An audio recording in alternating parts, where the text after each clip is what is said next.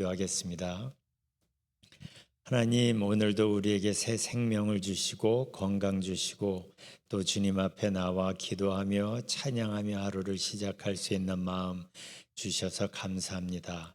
하나님, 우리가 이 세상을 살면서 많은 다양한 환경을 겪고 또 문제를 만납니다.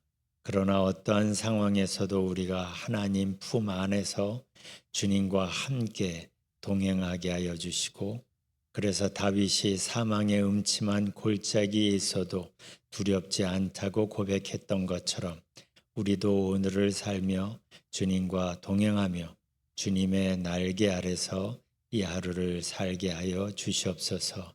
하나님, 우리가 가지고 있는 많은 기도 제목들이 있습니다. 우리가 또 말씀을 보고 기도를 주님께 올릴 때 하나님, 그 기도 제목과 함께 우리의 마음과 우리의 형편 전부를 받아주시고 하나님 때문에 우리의 마음이 하나님 나라가 되고 하나님 때문에 우리의 가정과 우리의 일터와 우리의 삶의 자리가 하나님 나라가 되는 역사가 있게 하여 주옵소서. 감사드리며 예수님 이름으로 기도합니다. 아멘. 요한복음 9장을 보겠습니다. 요한복음 9장 13절부터 16절까지입니다. 요한복음 9장 13절부터 16절 함께 봉독합니다. 그들이 전에 맹인이었던 사람을 데리고 바리새인들에게 갔더라. 예수께서 진흙을 이겨 눈을 뜨게 하신 날은 안식일이라. 그러므로 바리새인들도 그가 어떻게 보게 되었는지를 물으니 이르되 그 사람이 진흙을 내 눈에 바르매 내가 씻고 보나이다 하니, 바리새인 중에 어떤 사람은 말하되 이 사람이 안식을 지키지 아니하니 하나님께로부터 온 자가 아니라 하며, 어떤 사람은 말하되 죄인으로서 어떻게 이러한 표적을 행하겠느냐 하여 그들 중에 분쟁이 있었더니. 아멘. 거기까지만 봅시다. 우리가 성경을 읽다 보면 성경을 읽으면서 배울 수 있는 게 있고 성령의 도우심, 성령의 깨닫게 하심이 있어야 알 수 있는 게 있죠. 제가 이 교회 와서 느낀 것 중에 하나는 좀 공부를 많이 한 사람들이 많이 있어서 그런지는 몰라도 책을 좀 많이 보고 문장 파악 능력이 좋아서 교회를 처음 나왔다는데 성경 공부를 하는데 성경에 뭘 얘기하는지를 금방금방 캐치를 하더라고요. 그래서 깜짝 놀랐습니다. 그래서 문장 파악 능력이 좋은 사람들은 성경을 처음 읽는데도 문맥을 정확하게 파악하고 그 핵심을 잘 찾아내는구나. 그러니까 성경의 핵심 메시지를 국어 실력으로 파악하는 거예요. 정말 그런 사람들이 있더라고요. 그런데 딱 거기까지입니다. 국어 실력으로 파악할 수 있는 성경의 의미는 딱 거기까지예요. 성령의 도우심이 없으면 그 말씀의 문자적인 문학적인 그러한 의미는 찾을 수 있을지라도 그 말씀이 담고 있는 영적인 의미를 파악하기가 힘들고 무엇보다 말씀을 마음으로 만나지를 못합니다. 무슨 말이냐 하면 성경을 읽는데 이해는 하는데 그 말씀이 내 마음에 와닿질 않는 거예요. 그래서 성령의 도우심, 성령이 주시는 통찰력, 이게 참 중요합니다. 그게 있어야 성경을 더 깊이 읽고 묵상할 수 있게 되는 겁니다. 근데 이건 신앙의 초보자들에게만 필요한 게 아닙니다. 교회 오래 다니고 성경을 좀 아는 사람들에게는 오히려 더 절실하게 성령의 도우심이 필요합니다. 왜냐하면 잘 들어보세요. 교회를 좀 오래 다니고 성경을 꽤 잘하는 사람들은 자기가 알아요. 성경을 딱 읽으면 이거 성경을 많이 읽었고 성경의 메시지 의미를 꽤 알기 때문에 자기 생각이 성경에 근거한다는 생각을 갖게 되고 거기에 자부심을 갖게 돼요. 그게 틀렸다는 건 아니에요. 그런데 그럴 만큼 자기가 확실하다고 여기는 부분에 대해서는 성령의 도우심을 구하고 하나님의 뜻을 다시 확인하고 하는 걸 안 하려고 하는 경향이 있어요. 왜냐하면 너무 확실하니까. 내가 성경을 잘 알고 이 생각은 성경의 이 말씀을 근거한 거라서 분명하다고 생각이 되어서 하나님께 다시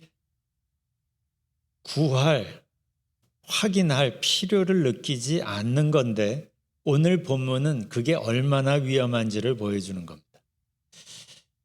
요한복음 9장 앞부분에서 예수님께서 나면서부터 맹인이었던 사람을 고쳐주세요. 그런데 그날이 안식일이었어요. 그러니까 바리새인 중에 한 사람이 예수님에 대해서 이렇게 말합니다. 16절에 보면 이 사람이 안식일을 지키지 아니하니 하나님께로부터 온 자가 아니라. 어떻게 이렇게 확신 있게 말할 수 있어요? 이 사람의 신앙의 기준은 안식일 준수였고 그 사람에게 안식일 준수는 자기들이 정해놓은 그 안식일에 지켜야 하는 규칙을 따르는 게 안식일 준수였던 거예요. 그런데 예수님은 자기들이 정한 그 규칙을 따르지 않으니까 자기들 시각에서는 안식일을 지키지 않는 사람이었고 그러니까 안식일을 지키지 않는 사람이 어떻게 하나님께로부터 온 자일 수 있겠냐는 거예요. 논리가 나름 맞죠? 근데 이 사람의 문제가 뭐예요? 자기의 종교적인 확신이 너무 강해서 너무 확실해서 하나님의 뜻을 다시 묻고 확인할 필요조차 느끼지 않았다는 데 있습니다. 이건 초신자들은 이런 잘못을 저지르지 않아요. 자기가 모른다는 걸 아니까. 교회 오래 다닌 사람, 성경을 좀 아는 사람들이 이런 함정에 빠질 수가 있습니다. 성경을 줄줄 외울 정도로 잘 알았기 때문에 자기 생각은 철저하게 말씀에 근거한다고 믿었고 그러니까 하나님께 다시 여쭤볼 필요도 없다고 생각했던 거죠. 왜요? 확실한 자기 확신 때문에. 바로 그 확신이 육신을 입고 찾아오신 하나님을 거부했고 바로 그 확신이 예수님을 십자가에 못 박게 한 겁니다. 오히려 그들은 하나님을 위해 이렇게 한다고 생각했을 겁니다. 옳은 일을 한다고 생각했을 겁니다. 안식일 규정을 허물어 버리려고 하는 저 사람을 단죄한다고 아마 생각했을 겁니다. 그런데 문제는 하나님의 뜻은 달랐던 거죠. 그들의 확신은 오히려 하나님께 근심이 되었던 겁니다. 이게 얼마나 무서운 일이에요. 누구보다 성경을 잘 알고 평생 하나님을 위해 살았는데 그 자부심과 성경에 대한 그 잘못된 자기 확신이 교만이 되어버렸어요. 독이 되어버렸어요. 그렇다고 해서 우리의 경험이나 성경 지식이 필요 없다는 건 아닙니다. 그런데 내가 아는 게 전부가 아니라는 것, 내가 아무리 많이 안다고 해도 여전히 모르는 게 있다는 걸 인정하는 게 진정한 지혜입니다. 내가 모르는 게 있다는 걸 인정할 때 겸손하게 다른 사람의 말에 귀 기울일 수 있고 계속 배우려 하는 거예요. 이 의식이 없으면 사람들마다 가르치고 싶은 거예요. 저 사람을 바꾸고 싶은 거예요. 나 자신은 바뀔 필요가 없다고 여기는 거죠. 워낙 말씀으로 꽉 찼다고 자부심이 있으니까. 이게 얼마나 위험합니까? 내가 모르는 게 있다는 걸 알 때 다른 사람에게 귀 기울일 수가 있는 거예요. 내가 몰라서가 아니에요. 내가 아는 게 전부가 아니라는 걸 알기 때문이에요. 이 사람이 계속 겸손한 마음으로 성령의 도우심을 구하게 되는 거고, 하나님은 이런 겸손한 마음 속에 더욱 깊은 영적 진리의 샘물을 주시는 거고, 그러니까 이 사람은 진리가 주는 깊은 자유함을 더욱더 깊이 누리게 되는 거예요. 교회를 오래 다닐수록 진리 안에서 자유함을 누리는 게 아닙니다. 교회를 오래 다니면 이렇게 두 부류로 갈라지는 거예요. 성경을 알면 알수록 교만해지고 다른 사람에게 지적질하는 경향이 강해지는 사람이 있고, 성경을 알면 알수록 내가 전에는 모르는 새로운 진리를 여기서 발견하네. 그걸 알면 알수록 내가 모르는 게 있었지라는 걸 더 알게 되고 겸손한 마음으로 하나님을 더 깊이 찾게 되는 겁니다. 교회 오래 다닌 사람들은 이 둘 중에 하나로 갈립니다.